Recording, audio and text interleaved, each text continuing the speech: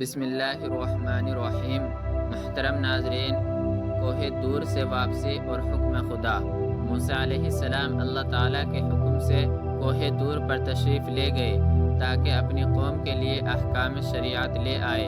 آپ علیہ السلام کے جانے کے بعد بنی اسرائیل کے سامری نام کے جادوگر نے سونے کا بچڑا بنایا، جس کے منہ میں اس نے حضرت جبرائیل علیہ السلام کی سواری کے قدموں کی خاک ڈالی، وہ گائے کی طرح بولنے لگا۔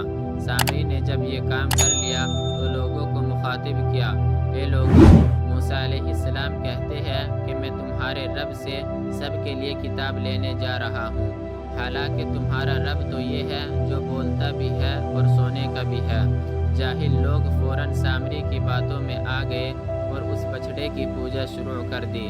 جب موسیٰ علیہ السلام واپس آئے اور لوگوں کو اس حال میں پایا تو غصے سے سامری کے اس بچڑے کو توڑ ڈالا۔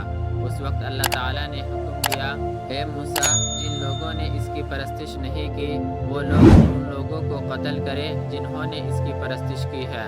محترم ناظرین، چنانچہ حکم خداوندی کے مطابق جب عمل کیا گیا اور 70,000 پرستش کرنے والوں کو قتل کر دیا گیا تو پھر اللہ تعالیٰ کی طرف سے دوسرا حکم نازل ہوا، اے موسیٰ، اپنی قوم میں سے 70 بہترین نیک آدمیوں کا انتخاب کرو اور انہیں لے کر کوہ طور پر آؤ۔ جب وہ لوگ پرستش کرنے والوں کے لیے مغفرت کی دعا کریں گے تو ہم ان کی دعا نافرمانوں کے حق میں ضرور قبول کریں گے۔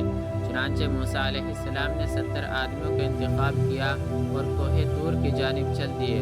جب یہ لوگ کوہ طور پر نافرمانوں کے لیے مغفرت طلب کرنے لگے تو اللہ تعالیٰ نے ان کو اپنی آواز سننے کا شرف عطا کیا اور کہا، اے بنی اسرائیل، میں ہی تمہارا رب ہوں، میرے سوا تمہارا کوئی معبود نہیں، میں نے ہی تم لوگوں کو فرعون کے ظلم و ستم سے نجات دی ہے، لہذا تم فقط میری ہی عبادت کرو، میرے سوا کسی کے آگے سر نہ جھکاؤ۔ محترم ناظرین، اللہ تعالیٰ کی آواز سن کر بجائے اپنی خوش نصیبی کا شکر ادا کرنے کے وہ لوگ سرکش ہو گئے اور یک لفظ کہنے لگے، اے موسیٰ، ہم ہرگز آپ کی بات نہ مانیں گے جب تک ہم اللہ تعالیٰ کو اپنے روبرو نہ دیکھ لیں۔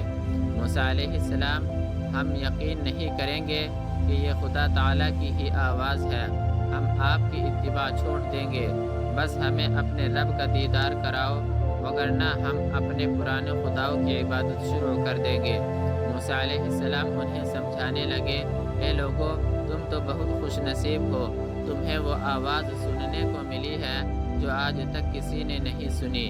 یہ آواز تو قیامت والے دن صرف نیک لوگوں کا حصہ ہوگی، لہذا تم سرکشی نہ کرو اور اپنی ضد چھوڑ کر اپنی خوش نصیبی پر شکر بجا لاؤ۔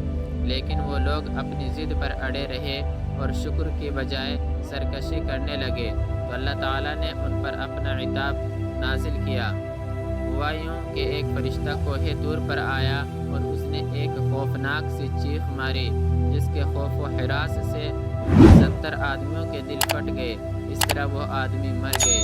پھر اللہ تعالیٰ اور موسیٰ علیہ السلام ہم کلام ہوئے۔ آخر میں موسیٰ علیہ السلام نے خداوند عالم سے ان کی زندگی کی درخواست کی تو اللہ تعالیٰ نے انہیں پھر زندہ کر دیا۔